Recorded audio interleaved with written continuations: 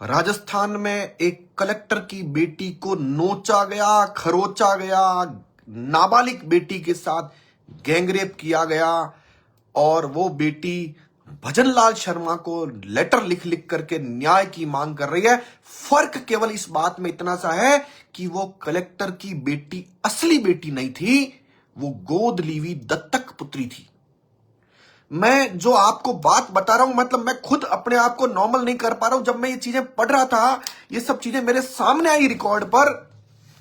एक बालिका आश्रय गृह जहां पर छोटी बच्चियों को, नाबालिग बच्चियों को आश्रय, जो अनाथ बच्चियां हैं या जिनको कोर्ट भेजता है, उन आश्रय गृहों में रहने वाली बेटियां आज न्याय मांग रही है। मैं पहले शुरुआत उस बेटी से करता हूं जिसको कलेक्टर ने गोद लिया था। उस बेटी को और उसमें रहने वाली कई नाबालिग बेटियों को लूट लिया। किसने? आश्रय गृह से जुड़े हुए लोगों ने, अफसरों ने, नेताओं ने, पत्रकारों ने।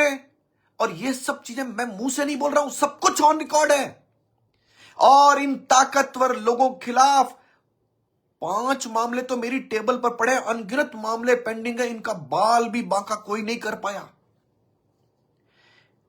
इन आश्रय गृहों पर जिनका अधिकार है, CWC, चाइल्ड वेलफेयर कमेटी, जिसको मजिस्ट्रेट की शक्तियां हैं, उन्होंने भी हाई कोर्ट के चीफ जस्टिस को, दिया कुमारी को, न जाने किस किस अफसरों को लिखा है कि यहां की बेटियों के साथ यह हुआ है।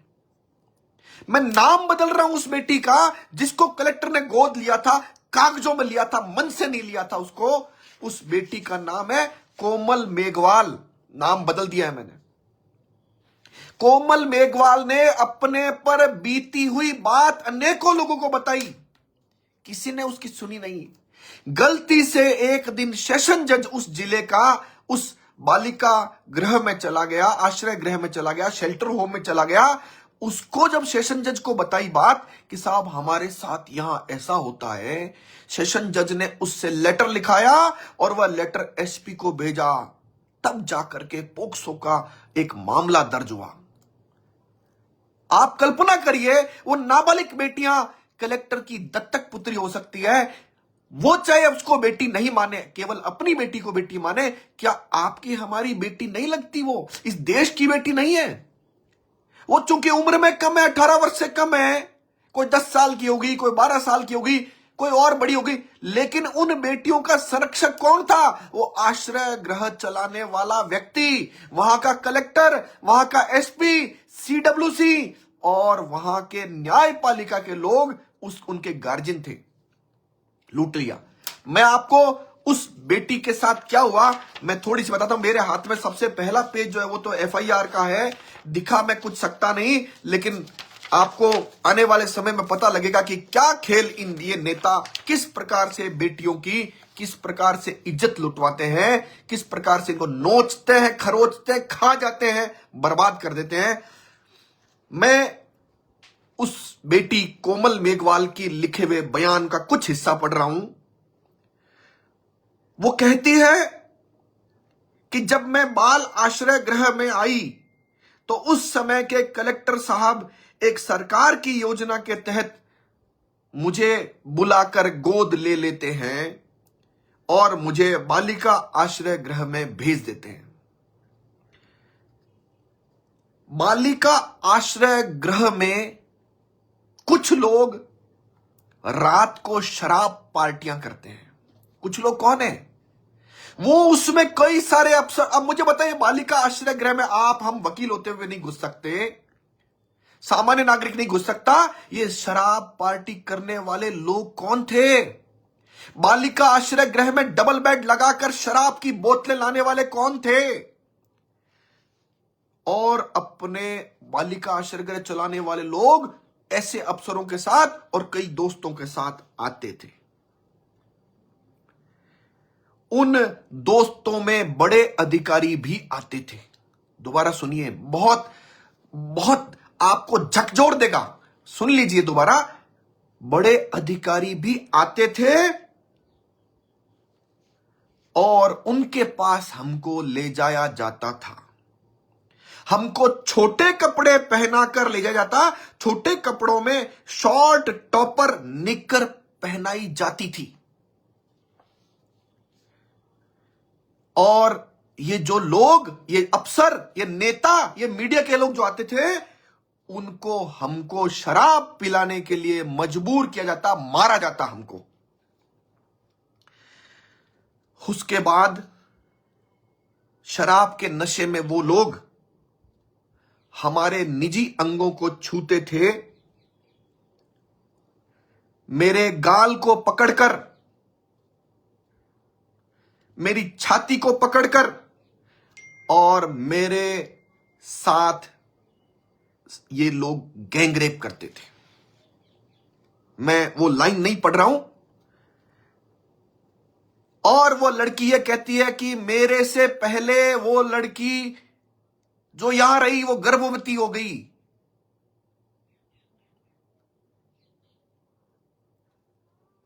आप मुझे बताइए, अगर ये कलेक्टर की रियल बेटी होती तो क्या अब तक ये 200 आईएएस अफसर फैन डाउन हड़ताल नहीं कर देते? मैं इसके आगे पढ़ना चाह रहा हूं, लेकिन मुझे लगता है ये इसका मेडिकल है मेरे हाथ में, और इस मेडिकल में खुद ने सहमति से कराया है।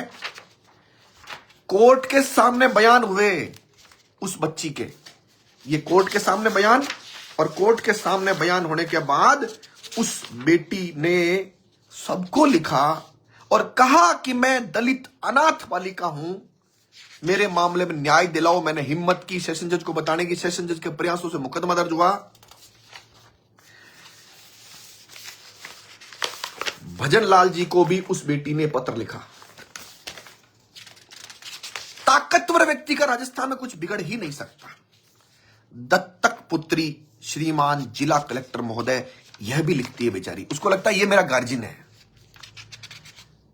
आपको लगता है कि एक कलेक्टर की दत्तक पुत्री ने लिखा? नहीं नहीं नहीं नहीं, और बेटियों ने भी लिखा है। ये अब जो कागज मेरे हाथ में है, ये दूसरी बेटी लिख रही है, नाम बताना उचित नहीं, लेकिन ये कागज मेरे पास है जिसमें उसके साथ भी ऐसा ही हुआ।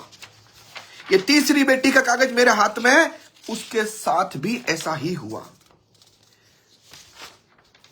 उसके बाद जब ये दलित अनाथ बेटी नहीं मानी, तब इसके जो रिश्तेदार थे उनके वहां जाकर के और इस लड़की पर धमकाया गया, उसको टॉर्चर किया गया कि तू अपने बयान बदल। इस बात का भी मुकदमा SC/ST एक्ट में और धमकाने में दर्ज हुआ, लेकिन यह मुकदमा सितंबर 2024 में दर्ज हुआ।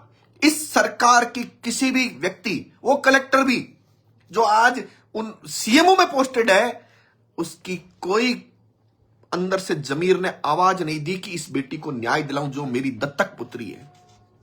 नहीं मिला। एक मुकदमा धमकी का भी दर्ज हो गया। आपको लगता है कि यह आसान हुआ होगा? कुछ तो काम कर रहे होंगे ना ये लोग, सरकार, पुलिस को काम यह था क्या? अब किया क्या? शुरुआत में जब सेशन जज सक्रिय थे तब तक तो मामला ठीक चला, लेकिन उसके बाद पुलिस ने इस मामले को बंद कर दिया। और पुलिस मामला कैसे बंद करती है, कैसे खोलती है, आप समझते होंगे। और न्यायालय ने लिखा कि मामला वेल प्रूव्ड है, सब कुछ इसमें है, मेडिकल रिपोर्ट इसमें है। और सुनिए, ये सब घटनाक्रम जो चल रहा था, उन बच्चियों को नचाने का, शराब पिलाने का, उसका वीडियो भी पुलिस के पास मौजूद था। बालिका आश्रय गृह में उन बच्चियों को नचाया जाता था, शराब पिला करके, शराब उनको पिलानी, सर्व करनी पड़ती थी छोटे कपड़ों में। वो वीडियो भी था। कोर्ट ने कहा रीओपन करते हैं, रीओपन करके किसी एक और पुलिस अफसर की कमाई का रास्ता खुल गया। आपको लगता है खाली एक ही मामला है? अब सुनिए, इन दरिंदों के खिलाफ ये जितनी चीजें मैं दिखा रहा हूं, इतनी और FIR दर्ज है। ये जो है 5 एफआईआर की कॉपी तो मेरे पास पड़ी है, वो भी तब जब दर्ज नहीं हो पाई।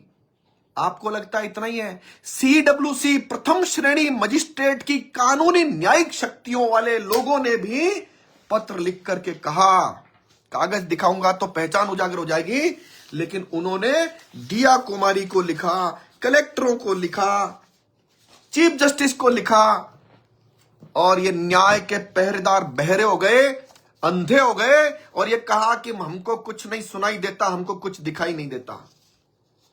सरकार, पुलिस, न्यायपालिका, इनमें जो अच्छे लोग थे उन्होंने थोड़ा बहुत प्रयास किया, उसके बाद अंतिम रूप से ये भी थक गए। सीडब्ल्यूसी वाले चिल्ला चिल्ला कर थक गए, मजिस्ट्रेट की न्यायिक शक्तियां होते हुए भी हार गए, इन रेपिस्टों से, इन दरिंदों से हार गए। कहां अप्रोच है इनकी? आप बताइए, किनके पास अप्रोच है इनकी? किसी न किसी के पास तो अप्रोच है। ये सारे कागज खून के आंसू रो रहे हैं, ये सारी एफआईआर खून के आंसू रो रही है कि हमारा कोई कुछ नहीं कर रहा है, और ये कहते हैं हमने अपराध कम कर दिया, अपराध के आंकड़े कम कर दिए। आप एक बार राजस्थान के किसी भी कोर्ट में जाकर देखिए, अचानक मुकदमे दर्ज नहीं होने वाले मामलों की, यानी कोर्ट कंप्लेंट इस्तिगासों की बाढ़ आ गई है हर कोर्ट में। दर्ज ही नहीं कर रहे हैं, आंकड़े तो कम होंगे ही। और सीएमओ में बैठकर उस नाबालिग बेटी का दत्तक पिता कलेक्टर क्या कर रहा है? मैं उसके जमीर को धिक्कारता हूं कि तू सीएमओ में बैठकर धंधे कर सकता है, पैसा कमा सकता है, दलाली कर सकता है, कुछ और कर सकता है, लेकिन जिसको तूने बेटी बोला, हम तो जिसको बेटी बोले, एक बार मन में भाव क्या आता है, तूने जिसको बेटी कागजों में ही बोला होगा, एक बार जाकर संभाल तो सही अपनी बेटी को। तेरे को सीएमओ रास आ गया होगा, और बहुत सारे लोग होंगे, लेकिन प्रश्न यह है कौन बोलेगा? जिन जिन ने बोला उन सबको परेशान किया, इन सब नेताओं ने, अफसरों ने, और इस आश्रय गृह से जुड़े हुए लोगों ने सबको परेशान किया। और जब मैं आपको बता रहा हूं तो अगला नंबर मेरा है। ये ताकतवर लोगों के खिलाफ बोलना आसान काम नहीं है, ये सब संगठित है, और आप लोग जिनको ठीक लगता हूं मैं बोलता हुआ, आप संगठित नहीं हो। आपको अगर लगता है मैं सच बोल रहा हूं, हर एक देखने वाला व्यक्ति एक बार शेयर करो, ताकि उस कलेक्टर जिसने अपनी दत्तक बेटी कागजों में बोला, उसके 2 धूड़ के दाने तो पड़े, उसके शर्म तो आए, और शर्म नहीं आए तो मैं उस कलेक्टर की पत्नी और बेटा बेटी से कहना चाहता हूं कि अपने पति को और अपने पिता को कहिए, एक बार उस बेटी को न्याय दिलाओ। वो बेटी अभी तक बिकी नहीं है, वो झुकी नहीं है, डरी नहीं है, न्याय के लिए तरस रही है, इधर उधर पत्र लिखती है सबको, कोई सुनवाई नहीं होती है। उन अफसरों में से कुछ लोगों के खिलाफ कार्रवाई हुई है क्योंकि शोर ज्यादा मचा, लेकिन मीडिया के लोग भी इसमें शामिल है। ये जो उस बच्ची के साथ गलत करने वाले लोग हैं, उसमें मीडिया के लोग भी शामिल हैं। मैं तो कहता हूं कि इसमें इस हद तक कार्रवाई होनी चाहिए कि पोस्टमार्टम करिए पूरे खेल का, और जनता को बताइए कि क्या किया आपने। जवाहर सिंह बेडम साहब, आप गृह राज्य मंत्री हैं। गृह मंत्री कौन है हमें समझ में नहीं आता, क्योंकि गृह मंत्री आईपीएस अफसर अपने आप को समझते हैं। मुख्यमंत्री के पास समय नहीं है राइजिंग राजस्थान से। ये राइजिंग राजस्थान है क्या? इससे राइजिंग राजस्थान हो जाएगा क्या? आपकी बेटियां न्याय मांग रही हैं, आप मुकदमे दर्ज नहीं करते, रेप के, पोक्सो के, एससी एसटी के, दहेज के, इससे राइजिंग राजस्थान हो जाएगा?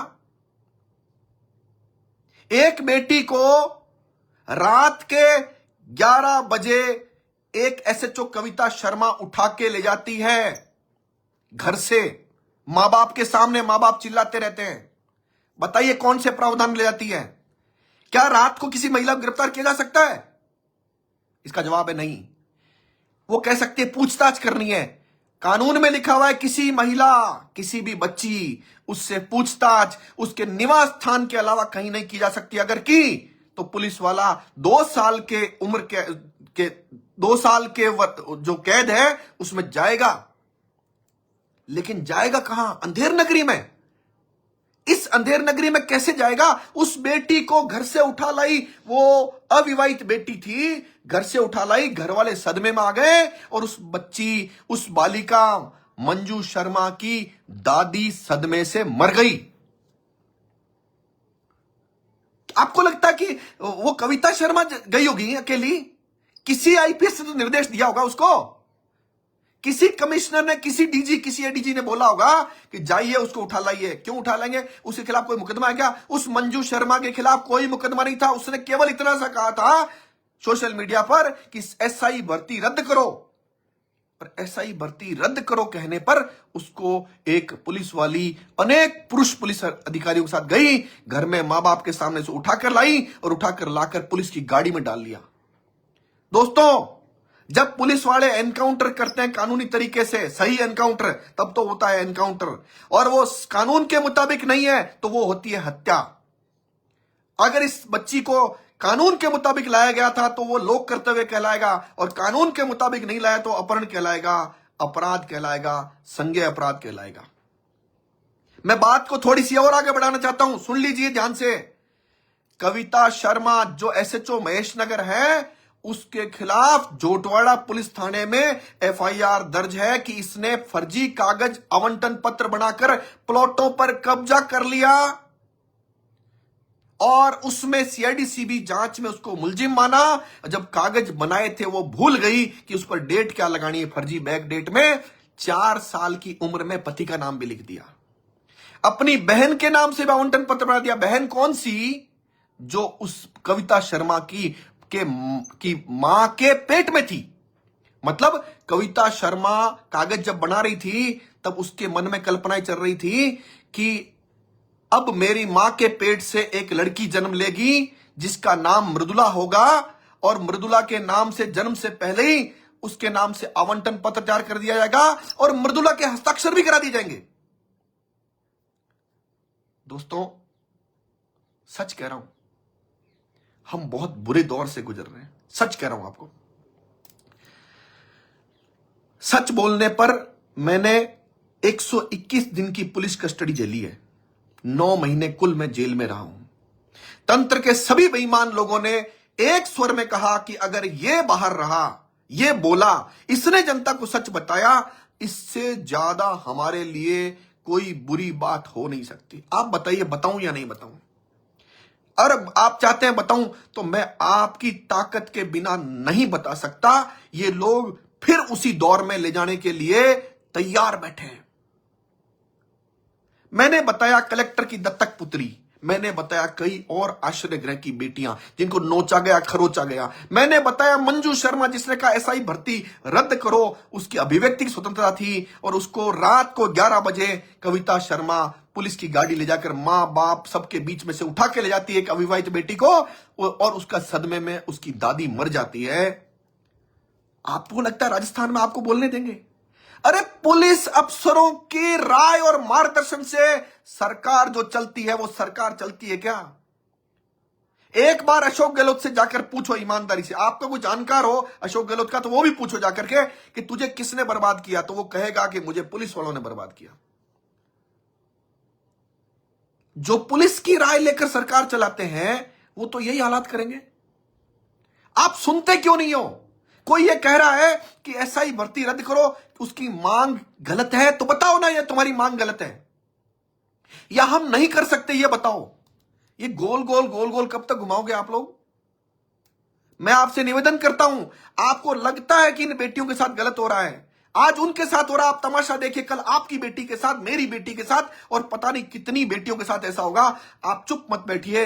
अगर आपको लगता है मैं सही कर रहा हूं तो ये बात लोगों तक पहुंचाने के लिए शेयर करने का तरीका हो सकता है, लोगों तक बताने का तरीका हो सकता है। आप चूकिए मत। अगर चूके तो आप मुझे याद करेंगे उस बेचारे ने कहा था और हम माने नहीं। आज हमारी बेटी का भी नंबर आ गया है। ताकतवर लोगों का इस तंत्र में कुछ नहीं बिगड़ सकता, हाईकोर्ट में भी कुछ नहीं बिगड़ सकता ताकतवर लोगों का, क्योंकि अशोक गहलोत ने बोलकर कहा कि मैंने अनेकों हाईकोर्ट जज बनाए। आपको लगता है कि अशोक गहलोत का बाल भी बांका हो जाएगा?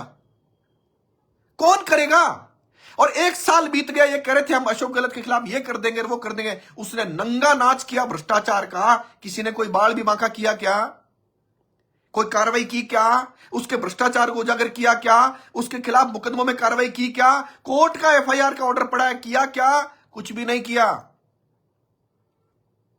आप मुझे बताइए, कविता शर्मा के खिलाफ एफआईआर पेंडिंग थी, जुर्म प्रमाणित था, इसके बावजूद उसको फील्ड पोस्टिंग कैसे मिल गई? राजस्थान में अनेकों ऐसे लोग हैं जिनके खिलाफ आपराधिक प्रकरण लंबित है। कानून कहता है आपराधिक प्रकरण लंबित हो, फील्ड पोस्टिंग में नहीं लगा सकते।